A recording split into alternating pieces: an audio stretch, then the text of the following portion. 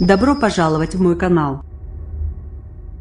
La prison de Fleury-Mérogis est le plus vaste établissement pénitentiaire d'Europe. Crédit Philippe Lopez, AFP Nicolas Kopinski et AFP partagé l'article publié le 21 12 018 à 0055. Après une semaine de tension dans les prisons, les syndicats de surveillants ont rejeté samedi un projet d'accord négocié avec le gouvernement et appelé à un blocage total des établissements lundi à 6 h.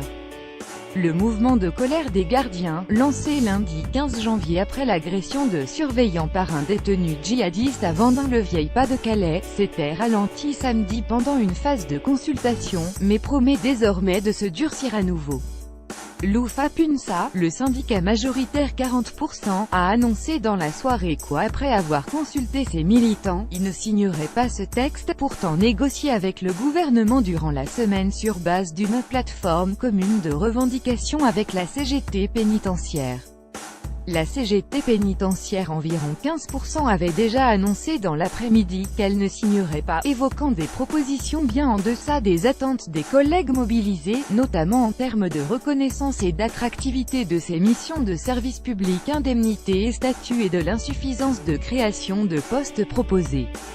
Ce projet d'accord prévoit notamment la création de 1100 emplois de surveillants sur 4 ans, dont une première tranche de 100 emplois dès 2018, ainsi que des mesures pour améliorer la sécurité des gardiens et un régime de détention spécifique pour les détenus terroristes et radicalisés.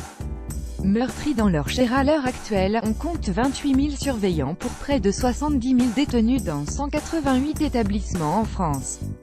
La chancellerie estime à environ 500 les détenus incarcérés pour des faits de terrorisme et à 1500 les détenus considérés comme potentiellement radicalisés.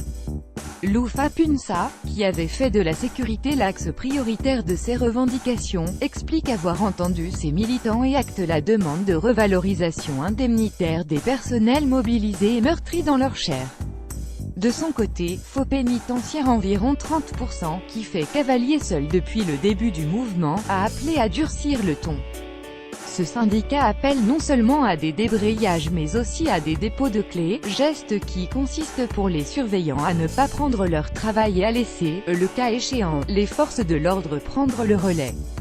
La rédaction vous recommande lire la suite. Page 2. Le sommeil est important chez les adolescents, surtout à l'approche du bac. Crédit Stock Nicolas Kopinski, partagé l'article publié le 21 12 018 à 03:37. L'adolescence pourrait se poursuivre jusqu'à 24 ans.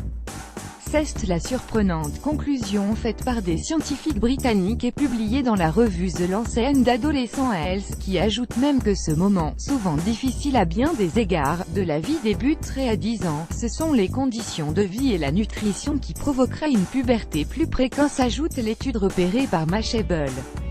Pour appuyer son propos, l'étude met en avant une statistique frappante.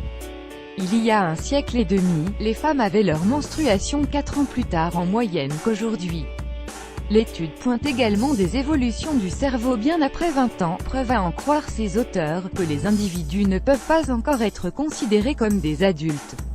Cette étude, si elle remet en cause le modèle admis depuis des décennies d'une adolescence de 14 à 19 ans, pourrait servir de base pour penser des politiques sociales, notamment en termes d'accompagnement des jeunes.